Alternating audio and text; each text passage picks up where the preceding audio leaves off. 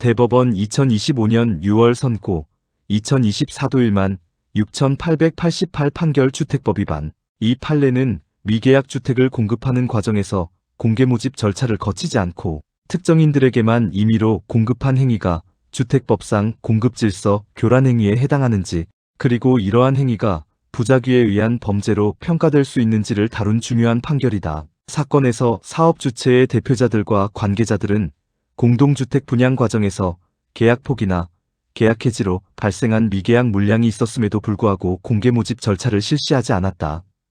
이들은 법령이 예정한 절차를 무시한 채 자신들의 가족, 지인, 회사 관계자 등 특정인들에게만 해당 주택을 공급하였다. 이에 검찰은 이들이 주택법상 금지되는 주택 공급 질서 교란 행위를 하였다고 보아 기소하였다. 이 사건의 가장 중요한 법리적 쟁점은 미계약 물량에 대한 공개 모집이 단순한 재량사항인지 아니면 반드시 준수해야 하는 법적 의무인지 여부이다. 대법원은 구주택 공급에 관한 규칙 제26조 제5항 단서를 근거로 예비입주자가 없는 경우 사업 주체는 반드시 성년자에게 1인 1주택의 기준으로 공개 모집 절차를 거쳐야 한다고 판단하였다. 따라서 사업 주체는 공개 모집 여부를 자유롭게 선택할 수 있는 것이 아니라 법이 요구하는 절차를 준수하여야 할 의무를 부담한다고 보았다. 두 번째 쟁점은 주택법 제65조 제1항의 거짓이나 그 밖의 부정한 방법의 의미이다. 피고인들은 허위 서류를 제출하거나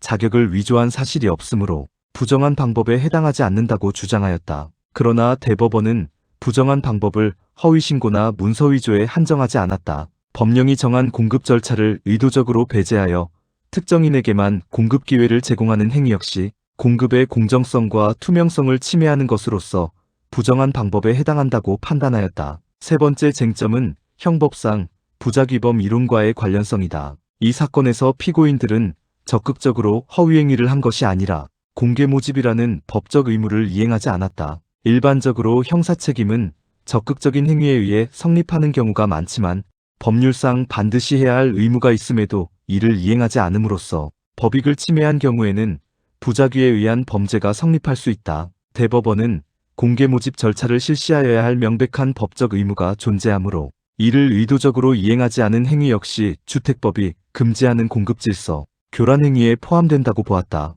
따라서 거짓이나 그 밖의 부정한 방법에는 자기뿐만 아니라 부작위도 포함된다고 판시하였다. 형사법적으로 보면 이 판례는 특별형법 영역에서 부작위에 의한 범죄 성립을 인정한 사례로서 중요한 의미를 가진다. 특히 법령상 절차적 의무를 고의적으로 위반하여 특정인에게 이익을 제공한 경우에는 적극적인 기망행위가 없더라도 범죄가 성립할 수 있음을 보여준다. 이는 형법 총론에서 배우는 부작위범 이론과 행정형법의 결합 사례로 이해할 수 있다. 한편 비판적으로 검토하면 죄형법정주의와 명확성 원칙의 관점에서 의문이 제기될 수 있다. 주택법은 거짓이나 그 밖의 부정한 방법이라는 비교적 추상적인 표현을 사용하고 있는데 이를 공개 모집 절차의 미이행까지 확대 해석하는 것이 과연 허용되는지 논란이 있을 수 있다. 또한 행정절차 위반을 형사처벌의 대상으로 삼는 것이 과잉처벌에 해당하는 것은 아닌지 검토할 필요도 있다.